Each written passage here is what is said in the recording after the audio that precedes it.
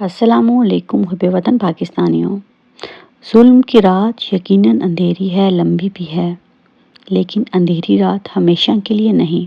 ضرور ایک دن سچ کا سورج طلوع ہوگا۔ جو انٹرویو ہاور مانکا کے ملازم سے اسٹیبلشمنٹ نے کروایا ہے، سوچو جب پاکستان کا دفاع کن لوگوں کے ہاتھ میں چلا گیا ہے، ان لوگوں کی نظروں میں ماؤں بہنوں کی کیا عزت ہے؟ یہ لوگ غزوہ ہند کرنے کے بعد کس منہ سے دمشق جائیں گے؟ یاسمین راشد ہو یا صنم بلوچ، ختیجہ شاہ ہو یا بشریٰ بی بی، یہ لوگ اپنی ہی ماؤں بہنوں کے ساتھ اتنی گندی لڑائی لڑیں گے اور ان کی کردار کشی کریں گے۔ پچھلے 16 مہینوں میں جو گند سامنے آیا ہے، کسی پاکستانی نے اس کا سوچا بھی نہیں تھا۔ معاشرے میں اخلاقی گراوٹ کا الزام کبھی یہ عمران خان پر لگاتے ہیں، لیکن آج یہ نظام اپنی گندگی سے ان پر لگے الزامات کو ہی دھو رہا ہے۔ میری نظر میں پاکستان کی سیاست گٹر اور پاکستان کی صحافت بھی گٹر کی مانند ہے۔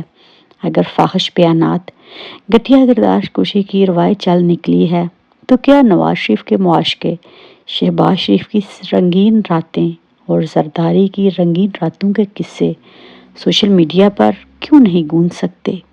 یہ لوگ ووٹ لینے کے لیے اس حد تک گر سکتے ہیں۔ تو محب وطن پاکستانیوں، اس ٹائم پر پورے ملک میں فسطائیت جاری ہے، لیکن ابھی نون لیگ کی ایک اہم شخصیت کی قاضی فائز عیسیٰ کے ساتھ 8 منٹ کی آڈیو لیک ہوئی ہے۔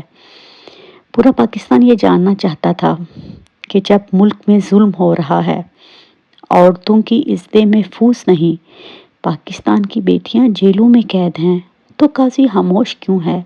تو میں نے آپ کو پہلے بھی کہا تھا کہ قاضی پہلے ہی ننگا ہو چکا ہے۔ مریم نواز کے پاس سب کی ویڈیوز موجود ہیں اور آڈیوز بھی۔ جو بندہ اس کے پلان سے ہٹنے کی کوشش کرتا ہے، تو وہ ان کو چھوٹا سا ٹوٹا بیچتی ہے اور کہتی ہے کہ فیصلہ میری مرضی کے مطابق کرنا ہے یا کہ یہ میں وائرل کر دوں۔ تو پھر ان لوگوں کے پاس کیا بچے گا؟ اصل میں ان کے پاس اب کھونے کے لیے کچھ بھی نہیں۔ یہ زندگی کے اس حصے میں چلے گئے ہیں جہاں پر شاید یہ پاکستانی عوام کو سچ بتا کر انصاف کو پاکستانی عوام کو اس طرح یقین دلائیں کہ انصاف ہوتا نظر آئے، تو شاید پورا پاکستان ان پر فخر بھی محسوس کرے۔ لیکن یہ اس حد تک گر چکے ہیں کہ یہ اپنی عزت بچانے کے لیے پاکستان کی 26 کروڑ عوام کا جنازہ نکال رہے ہیں۔ مقصد ایک ہی ہے، ہمیں عمران خان کو گرانا ہے۔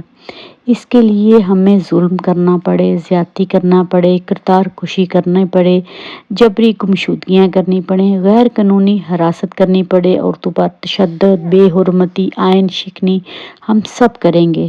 بس ہمیں عمران خان کو گرانا ہے۔ عمران خان کو گراتے گراتے ہی یہ پورا سسٹم جو ہے یہ کولیپس ہو چکا ہے۔ آج کیا اس ملک میں اگر قانون ہوتا تو خان کی جگہ باجوہ جیل میں ہوتا؟